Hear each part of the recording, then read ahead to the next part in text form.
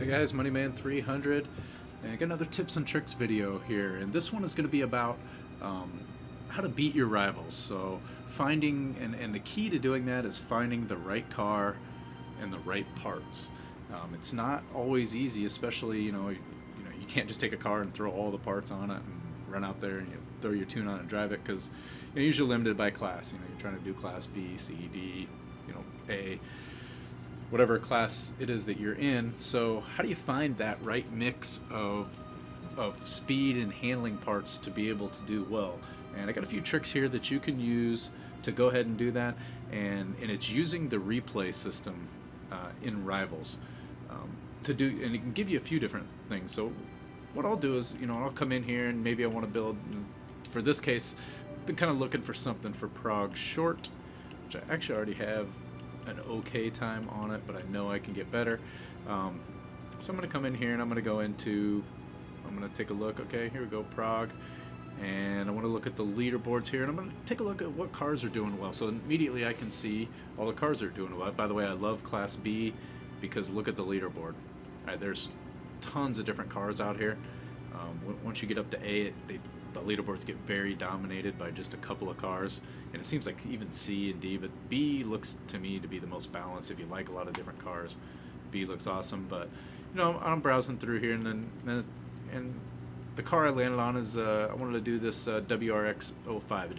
Looks like it does pretty well. There's lots of times in the top 25. Overall top 100 looks to be pretty good. I know that the Subarus are going to be good, generally being all-wheel drive, although we might do a conversion here. They do well in lobby, so be a good all-around car. So what I'm going to do is I'm going to come in here and we are going to watch the replay.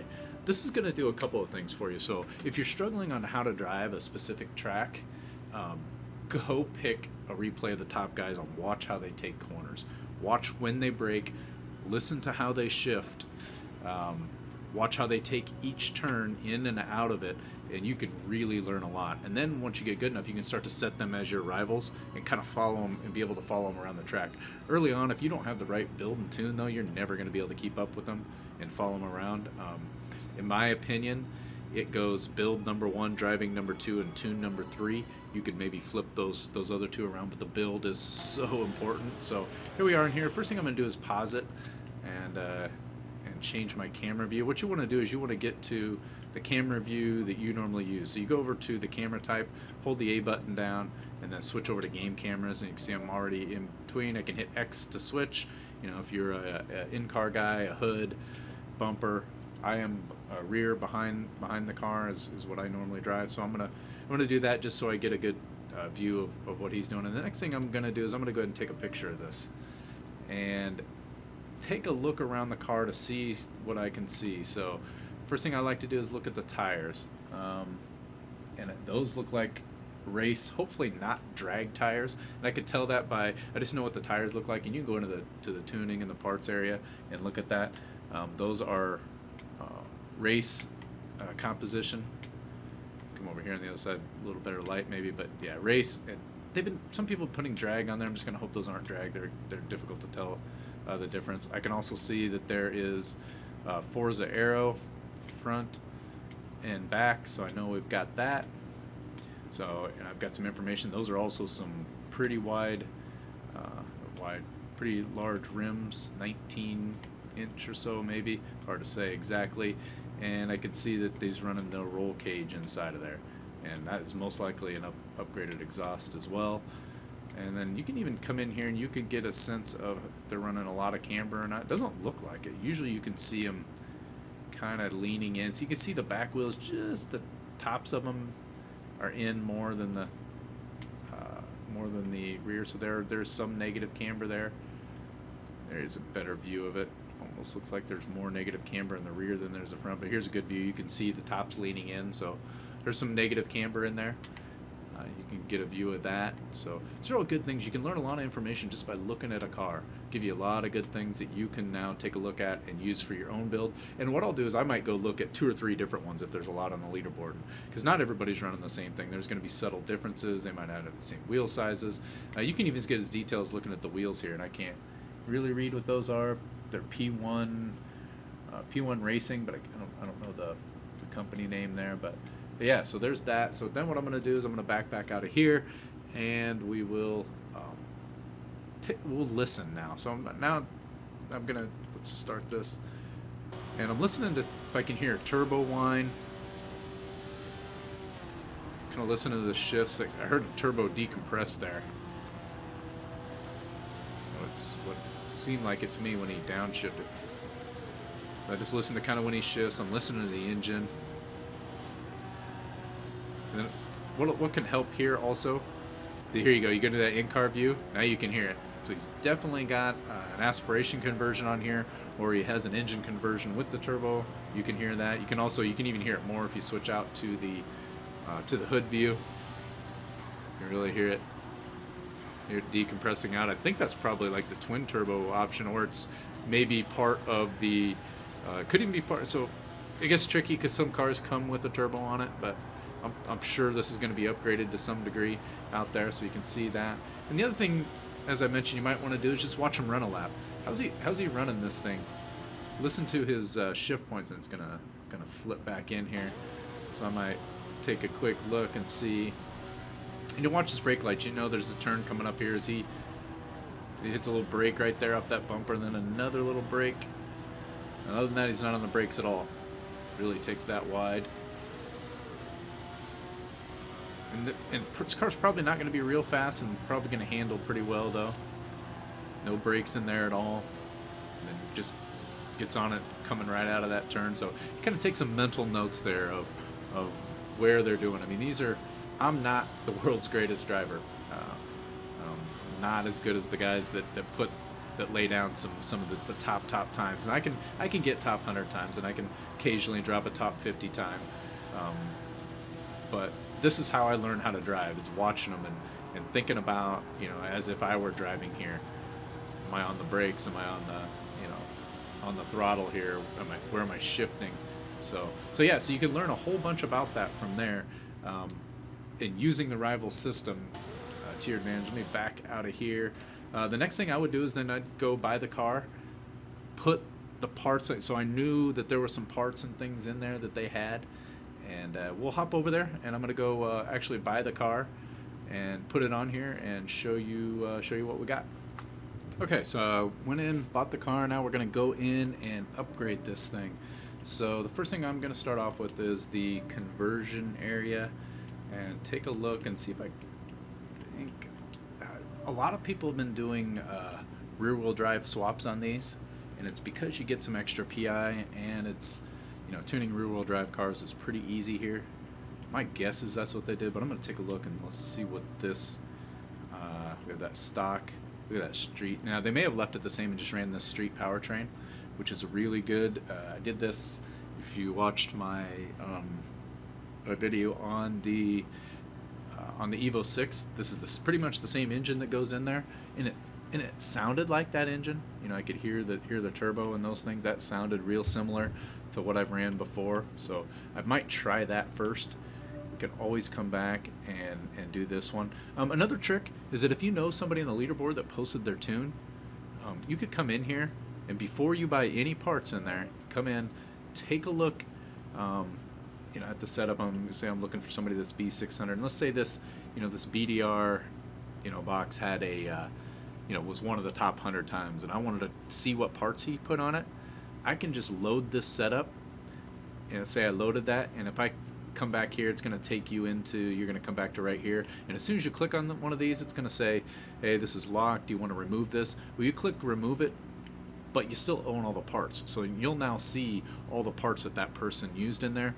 So if you know of one that's on the leaderboard already, it's a great way to come in and know all the parts that they're using, and that gets you like 75% of the way there. Then you just got to get a good tune on it. Well, maybe not 75, 50% of the way there, get a good tune, and then you still have to drive it. But that's a great way to pull down parts, is if, and a lot of those leaderboard guys, they like to share out their tunes and have people use them and things like that. And sometimes I'll grab that, get all the parts, tune it myself, and still use their tune because it for whatever reason it ended up better than mine.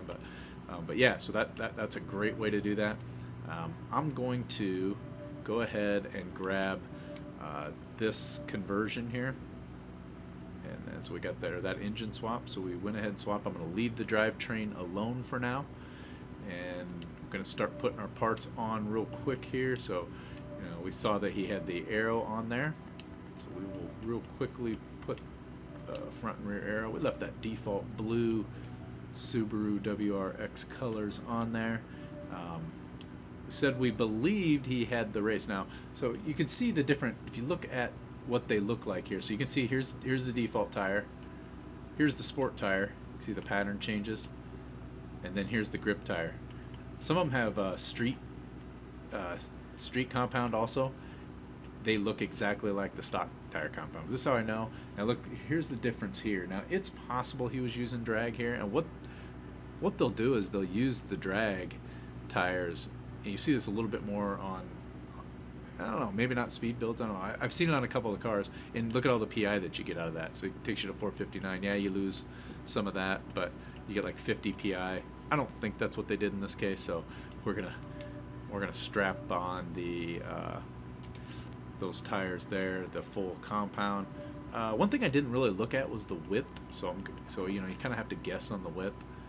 But I'm gonna go medium in the front and maybe full. It's interesting that it doesn't change in the rear. I'm gonna go full in the rear. So we'll do that for those. Hit those P1 wheels. What I'm gonna do is just grab some heavy wheels. I'm not. These are the. If you're looking to do that, this is a trick that you can do. These are the heaviest wheels in the game. Right, if you have 1 or 2 PI left over and you want to make an adjustment, then you can come in here and you know, if you're at 598 or 599 and there's nothing else you can do, then you can go ahead and grab that. Okay, so then let's also notice that they had quite a bit on those wheels, probably running 19 or 20 there. Looked like it was 20. Again, they don't have to match all this exactly, and it adds a PI, but we'll go. I'm gonna go with the 20s. I'm gonna pimp this thing all the way out here, and 20s in the rear also. So we do that. So that gets us the tires. I'm gonna move over. Make sure you get the handling parts on here. Probably gonna have race brakes, so we're gonna put those on real quick. We're gonna get the race. Sure that they got the springs. You can see how low it was riding in the picture. Roll bars are always. No reason not to have these. Do that.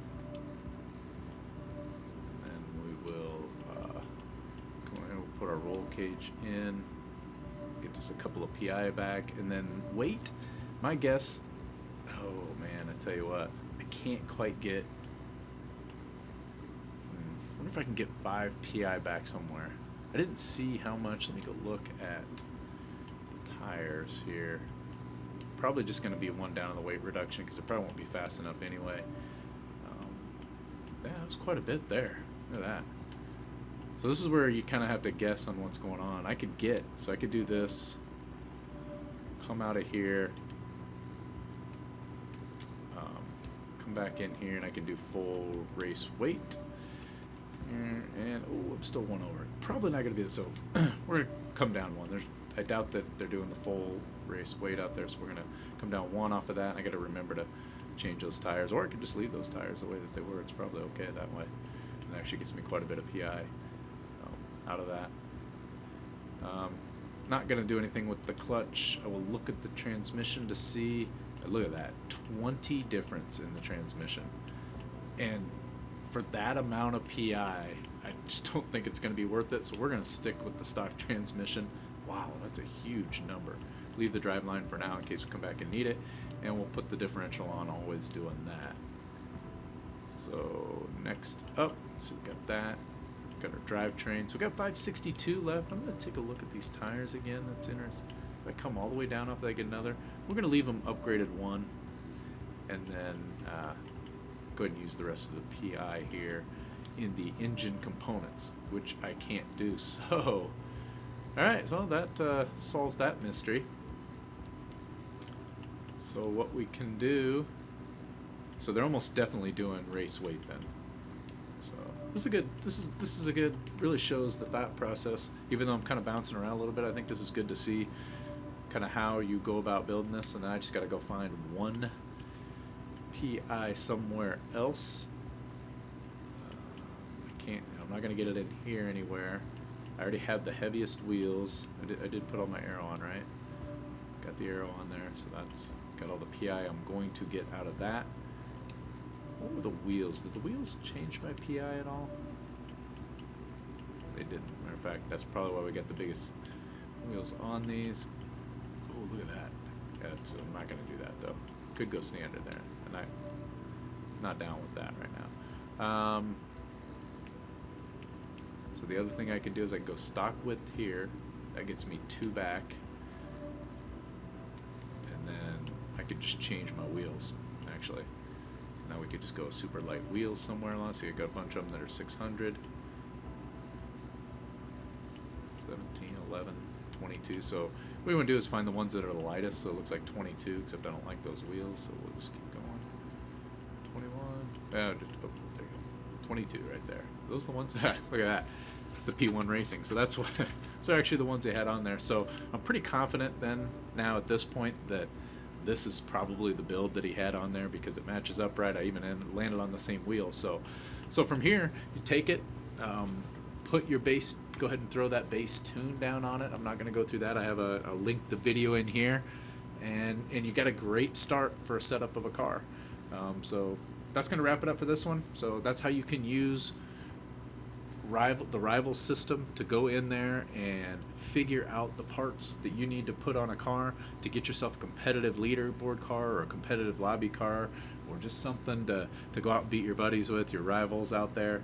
Earn some credits, and so yeah, so it's one way that you can go in and create a good car build. So that'll wrap it up, and we'll catch you guys in the next one. Later.